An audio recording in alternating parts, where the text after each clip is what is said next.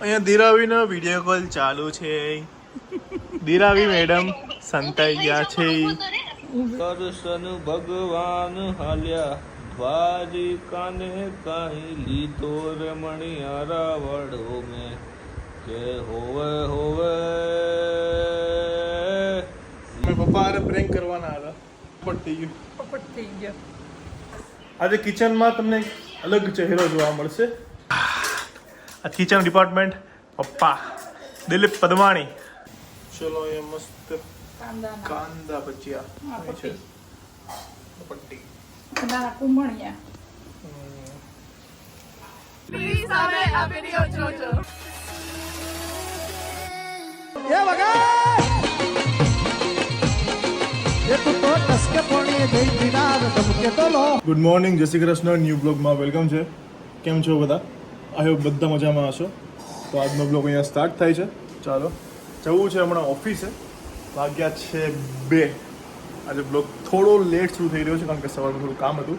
ચાલો હવે અમે નીકળીએ ઓફિસ જવા માટે. અને આજે એક મસ્ત વાત ન્યૂઝ આવવાની છે.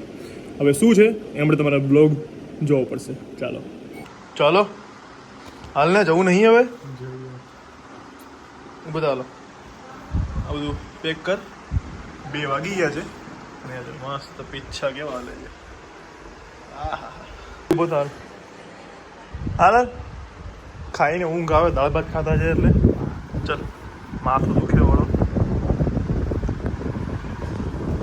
ગરમી તો જો. પપ્પા હારે પ્રેન્ક કરવાના હતા કે પપ્પા આમાં ગાડી હે ને બંધ પડી ગઈ છે. આવો ફોન નહીં, ત્યાં બાકડે બેઠા છે ગેટ ઉપર.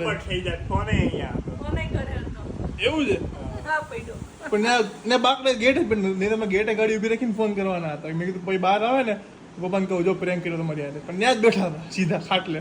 ગાડી ફસાઈ ગઈ. હા પોપટ થઈ ગયું. અહીંયા દિરાવીનો વિડીયો કોલ ચાલુ છે. દિરાવી મેડમ સંતાઈ ગયા છે. એ જાશે મારી સહેલીનો સાસરે બેગડી નાચી લે રંગ મોરલા કાળી વાદળડી તું ને બીન વેર બેગડી તું નાચી લે રંગ મોરલા.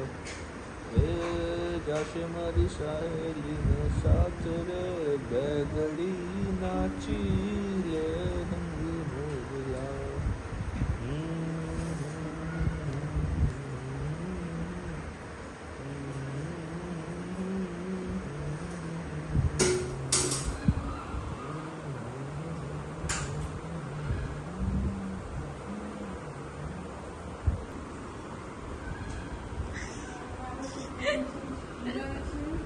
માણસને હેરાન કરે છે આવી રીતે કે ગીત ગા અને કો મન શાંતિથી આરામ કરે.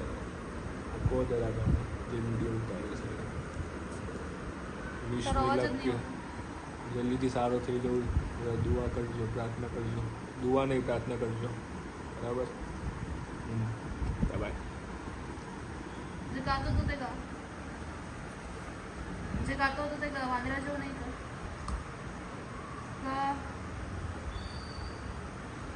જે ગાતો હતો તે ગા.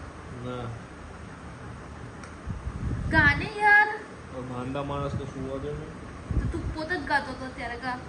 એ તો એમને એમને એમ ગા પાછું. ના હવે એમને એક જ વાર આવે. ગા ઉવા દે ને. ગા કરલા જ્યાં સુધી નહીં ગયો ત્યાં સુધી નહીં ઊંઘવા દેવા. જ્યાં સુધી નહીં ગયો ત્યાં સુધી નહીં ઊંઘવા દેવા. તો એને મને સારું જ લાગે છે. બીજું કઈ લાગે મજા આવે.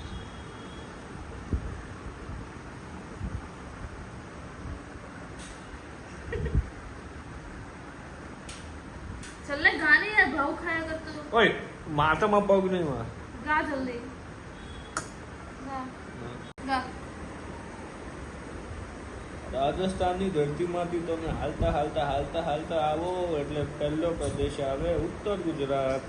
અને ઉત્તર ગુજરાતમાં મોટા અવાજે ગવાય શું? એ કરશન ભગવાન હાલ્યા દ્વારિકાને કાંઈ લીધો રે મણિયારા વડો મેં કે હોવે હોવે दो रे मणियारा वाड़ो में કે હું તો તને કુછ નહીં આવડતું.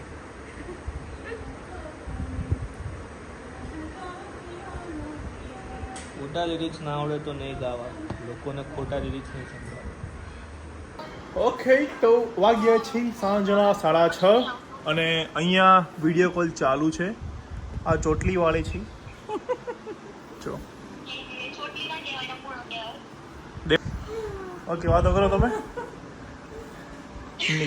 નીકળ ચાલ નીકળ. અને જો આજે કિચનમાં તમને અલગ ચહેરો જોવા મળશે. એ ચહેરો તમને દેખાડું જો. આ કિચન ડિપાર્ટમેન્ટ પપ્પા દિલીપ પદમાણી. બોલો શું છે મેનુ? મેનુ છે કુંભણિયા ભજીયા અને કાંદા ભજી. તમે બનાવવાના? મરાઠી મુંબઈ મહારાષ્ટ્રની કાંદા ભજી. તો બનાવવાના કોણ? તમે જ ને પૂરેપૂરું? હું જ બનાવવાનો. કાંદા ભજી માટે આ મરચા, આદુ અને લસણની કટકી છે. કાંદા ભજી મરાઠી મુલગી આખી. કાંદા ભજી બનાવવાની છે મરાઠી અને દેશી કુંભણિયા ભજીયા. ઓકે, તો બટેકાનું શાક બનાવવાના હતા? પ્લાન ફરી ગયો છે. આમાં થોડા કાંદા ભજીમાં જાહે આટલું આ પેસ્ટ અને બાકી કુંભણિયામાં જાહે. કાંદા લઈ જાય કાંદા ભજી માટે અને મેથી લાવો. તમને માણસ જોઈએ છે જોડે?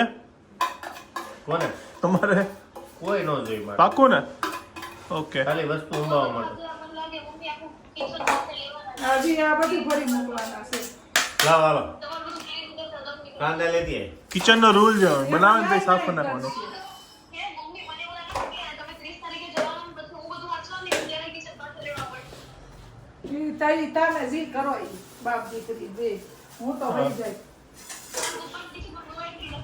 અમને જ કઈ બનાવતા આવડતું નથી એટલે બીજી કઈ ઉપાધિ આવા ધાણા આયા હે ધાણા. નહીં. ચલો એ મસ્ત કાંદા ભજીયા છે. પટ્ટી વરસાદ આવ્યો ને આજે, ગરમી તો તોય થાય જ છે. હું તો નીકળી ગઈ, પણ તોય પેલા જેવી નથી. ઠંડુ થઈ ગયું. પંખાની જરૂર, એસી જરૂર નહીં પડતી. આ દેખાવ હશે ને કે અહીંયા ભજીયા પટ્ટી ભજીયા લો. અહીંયા જો બે બેસી ગયા છે. કેવા છે?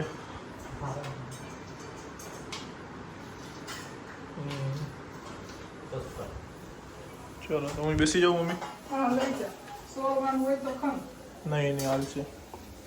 બોલો ડીશ લઈ જા. મારી ભાખરી છે. ચલો તો દિવસ પૂરો થવા આવ્યો છે. મસ્ત સાંજ પડી ગઈ છે તો પપ્પાનો અત્યારે સુવિચાર લઈ લઈએ. બ્લોગ પણ ધીરે ધીરે પૂરો થતો જાય છે. હાલો પપ્પા, તો આજનો મસ્ત સુવિચાર થઈ જાય. જય શ્રી કૃષ્ણ બધાને. આજનો સુવિચાર એ છે કે જીવનમાં થોડી મિત્રતા તો ભોળા લોકોની પણ હોવી જોઈએ. કારણ કે જ્યારે જરૂર પડે છે ને ત્યારે હોશિયાર મિત્રો વ્યસ્ત હોય છે. એટલે ભોળા માણસોને આપણે આપણી જોડે રાખવા જ જોઈએ. બધા હોશિયાર હોય તો બધાને હોશિયારને રાખીએ છટકી જાય જરૂર પડે ત્યારે. એટલે સાચી વાત છે. સાચું. તમારું શું કહેવું છે? કમેન્ટ કરજો અને પપ્પાના સુવિચાર કેવા લાગે છે એ પણ કમેન્ટ કરજો. ઓકે. અને હમણાંથી આપણા વ્યૂઝ છે ને ઘણા બધા કહેવાય કે ડાઉન થઈ ગયા છે. થોડું અંદરથી એમ પેલું દુઃખ લાગે છે.